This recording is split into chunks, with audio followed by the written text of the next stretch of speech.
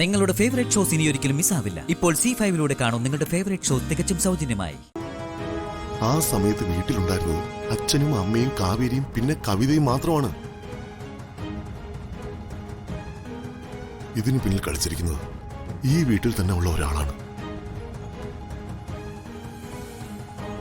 നമ്മൾ പുറത്താണെന്ന് അറിഞ്ഞു വെച്ചല്ലേ ഈ സംഭവം നടത്തിയിരിക്കുന്നത്. അത് ശരിയാ. സത്യം കണ്ടെത്താൻ ഒരു വഴിയുണ്ട്. CCTV ക്യാമറ പരിശോധിച്ചാൽ മാത്രം മതി. ആരെങ്കിലും വീട്ടിനുള്ളിൽ കടന്നിട്ടുണ്ടെങ്കിൽ നമുക്ക് കണ്ടെത്താനാവും. സഞ്ജു, നമുക്ക് CCTV ക്യാമറയുടെ ഫുട്ടേജ് എടുക്കാം.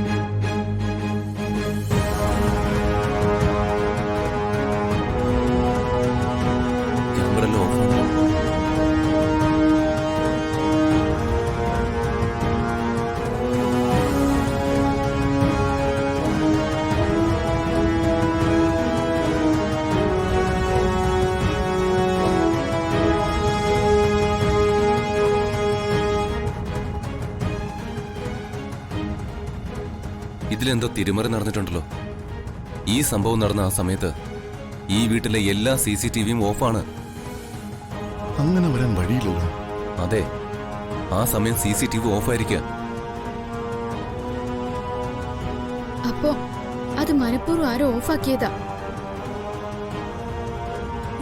അത് ഈ വീട്ടിൽ പിന്നെ ആര് ചെയ്യാനാ? ആരും ആവാം. കുറെ ദിവസങ്ങളായി ഈ വീട്ടിൽ അങ്ങനെയുള്ള സംഭവങ്ങളിൽ നടക്കുന്നത്. ഈശ്വര, ഇനിയിപ്പോ എന്താ ചെയ്യാ? ആ സത്യം എങ്ങനെ തെളിയിക്ക? ദേവി, ഇതെന്തൊരു പരീക്ഷണം! അങ്ങനെ മനഃപൂർവ്വം ആരെങ്കിലും CCTV ഓഫാക്കണമെങ്കിൽ ഒരു കാര്യം ഉറപ്പാ,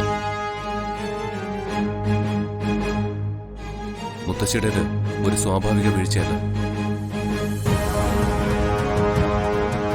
ആരോ മനഃപൂർവ്വം ചെയ്ത. അങ്ങനെ എനിക്ക് തോന്നി. ശരി, അങ്ങനെ തന്നെ സംഭവിച്ചെന്ന് കരുതാം. പക്ഷേ അതിന് യാതൊരു തെളിവുമില്ലല്ലോ. ഇനി എങ്ങനെ ആ സത്യം തെളിയിക്കാനാവുമോ? എനിക്ക് മനസ്സിലാവുന്നില്ല. എന്തായാലും നടന്ന എല്ലാ കാര്യങ്ങളിലും ദുരൂഹതയുണ്ട്.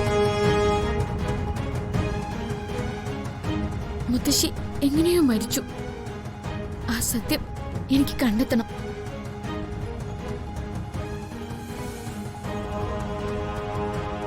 അതിപ്പോ എന്റെ ഏറ്റവും വലിയ ആവശ്യം.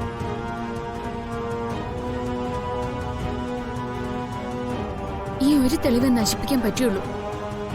ദേവി എന്നോടൊപ്പം ഉണ്ട്. എങ്ങനെയും ഞാൻ ആ സത്യം തെളിയിക്കും.